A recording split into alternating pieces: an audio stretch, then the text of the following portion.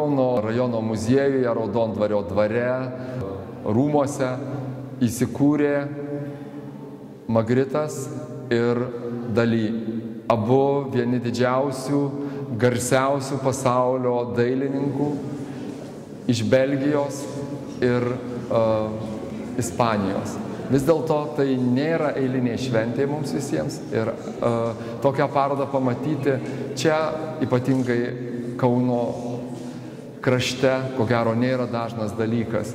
Taigi paroda yra ypatinga, darbai yra visi originalai, bet to labai skirtingi darbai. Ir litografijos, ir gobelenai, ir medaliai. Todėl tie, kurie bent kiek domisi vienu ar kitu dalyku, visada suras save, suras dalį to dailininko kūrybos, kuri jam būtų aktuali.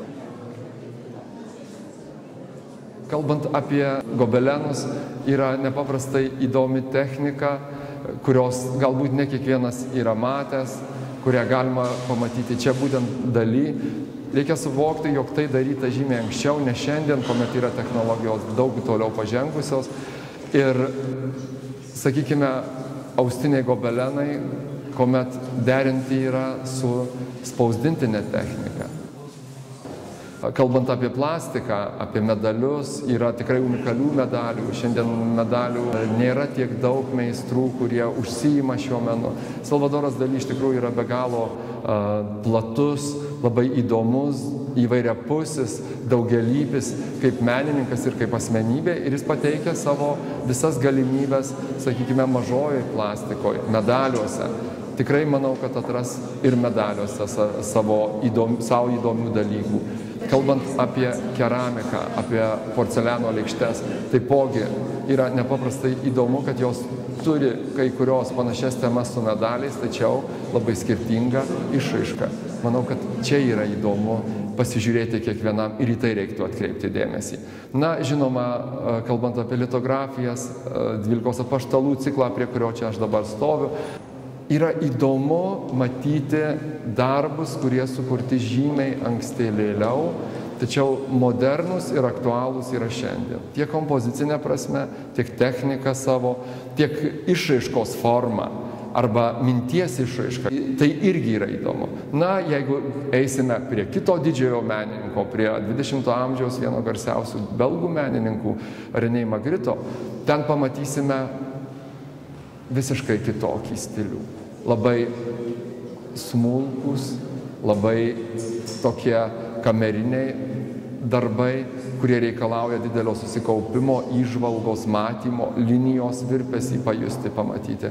Na, manau, kad tikrai kiekvienas turėtų džiaugtis. Jo labiau, kad René Magritas yra Lietuvoje pirmą kartą rodomas. Lietuvos muziejai nei vieno darbo nėra įsigiję. Todėl yra unikali galimybė atvykti į Raudondvarį ir pamatyti René Magrito darbus realybėje. Ypatingai aktualu turėtų būti studentam, moksleiviam, kurie šiandien varto reprodukcijas arba klausosi savo mokytojų ir pasakojimų jų. Tai čia jie gali pamatyti tikrus darbus, pajusti tą dvasią, įsitikinti, kiek yra stipru ir kiek energijos įdėta abiejų menininkų žiūrint į visą kūrybą.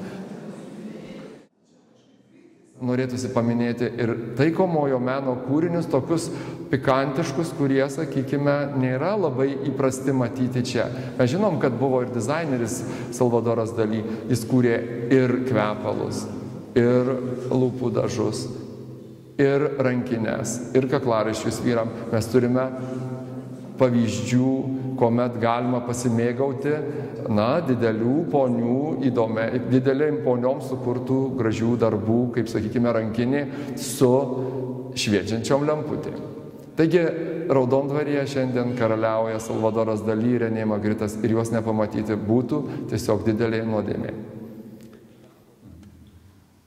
Kalbant apie tai, kaip yra, kodėl verta ateiti į Raudondvaryje rodomą Salvadoro Dali ir René Magrito parodą. Pirmiausia, tai yra autentiški, unikalūs, originalūs darbai. Muziejus yra atviras nuo trečiadienio iki sekmadienio, nuo 10 iki 18 valandos. Tie, kurie ateisite su grupėmis, turite didžiausią galimybę pasiklausyti ir pasakojimo apie abu šios menininkus, apie jų kūrybą. Tam yra pasiruošę Kauno rajono muziejaus darbuotojai jums padėti, susipažinti.